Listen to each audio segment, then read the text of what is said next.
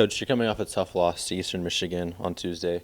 An Eagles team that has looked much improved. Can you just give your thoughts on the game and what adjustments you'd like to see heading into Friday's game? Yeah, give Eastern credit. They made a lot of shots. Deshaun Nelson hits three threes, and Billingsley hit some tough shots. So did Terry. Um, we didn't make our shots. I think we missed 13 wide open threes. If we make two of those, we probably two or three. It probably feels way different. But still, we got to focus on the things we can control. Right? We gotta continue to embrace that process. We got to make teams miss. We got to limit teams to one shot only, and then we got to continue to get quality shots. So I like the shots that we got against Eastern. We just got to knock them in. What's it like to see a guy like Dan? Obviously has had limited play time, but seemed to be ready. Again, I know it wasn't the outcome you wanted, but obviously you were looking for a spark, something to give the team. What did you think about the minutes that he did give? Yeah, Dan. I told the guys in film the other day, it's just amazing how he was so ready. He hadn't played in several games, obviously, here in a row, and all of a sudden his number gets called, and he didn't dip his toe in the water. He just dove all the way in. And it's the way he lives, though. It's how he is every single day. He's so valuable for our team. His leadership, his toughness, his competitiveness, his consistency with his approach. He's as valuable as any team member that's on our team. But I'm proud of him, and I was happy for him that he had good moments in that game. And I told him, hey, listen, I think we got to find a role for him moving forward too here to continue to play a few minutes, and because I do think he brings that competitive spirit that we really need. With the team facing some adversity, obviously, you just had some great win streaks, a lot of positivity, but now facing some adversity with a couple losses here. What have you been your message to the team, and what do you look for in terms of addressing any issues or potential issues before we look to potentially the MAC tourney? Yeah, I said, listen, we're the same team we were a week ago. We're no different. We didn't play well against Western. I thought we played awful. I thought our shot selection was horrendous. Our lack of physicality was bad in that game. I was really down on us after that game.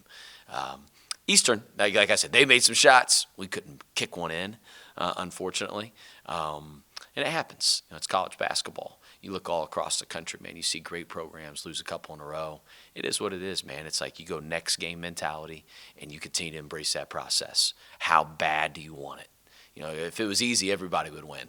I'll never forget last year, Akron, I believe, when they ended up winning the MAC tournament, they lost to Western and Eastern.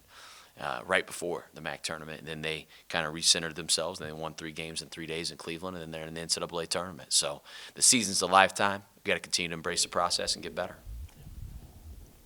Pete is just 3 points away from becoming a 1,000-point scorer in his career. What does that just say about the type of player he is and, the commitment that he's had to the game? Yeah, I think Pete, he's played a lot of college basketball. He's had a lot of experience. Bellarmine played him early when he was a freshman, and he's a sophomore, and then obviously he's played a lot for us this year. He's one of the more veteran guys that we have on our team. He's reliable. He's the same guy every day as well. Just his toughness, and it's not just his scoring, right? I think obviously he can score the ball. He's had a game, I think we had 42 or 43, whatever he had this year in a game, and but his value is so much more than that. It's just his rebounding, his toughness, his effort, his defense, his playmaking. It's just a small part of his game. But obviously, listen, 1,000 points would be a lot of points at college. It's a heck of a feat for him to accomplish. And again, I'm not surprised kind of with how he works. You host the Kent State Golden Flashes tomorrow evening. What are you expecting in round 2 against the Golden Flashes? Rob Senderoff's got them playing really well. They got 2 seniors that are playing like seniors. Vaughn Cameron Davis has arguably been as good as anybody in the league. If you look holistic, his performance during league play, and Jalen Sollinger's playing really good basketball right now. And he is a microwave. He can get red hot out there and just make ridiculous shots look easy from NBA range. So those 2 guys are playing like seniors. They are playing like all league guys, like that they see light at the end of the tunnel. And then I think they've had other guys really step up. Kent's always going to be a very physical team. They're going to be an aggressive defensive team.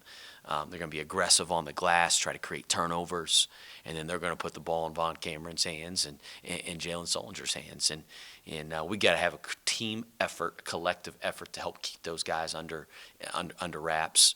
And then we got to keep them off the glass and be strong with that ball. With it being Love, Honor, Care, a nationally televised game, how big of an opportunity do you feel you have, to not only secure a W, but separate yourself in the MAC standings? Yeah, it's huge, man. Every game's important. It's the most important game because it's the next game, right? Listen, it's going to be a great atmosphere in here tomorrow night.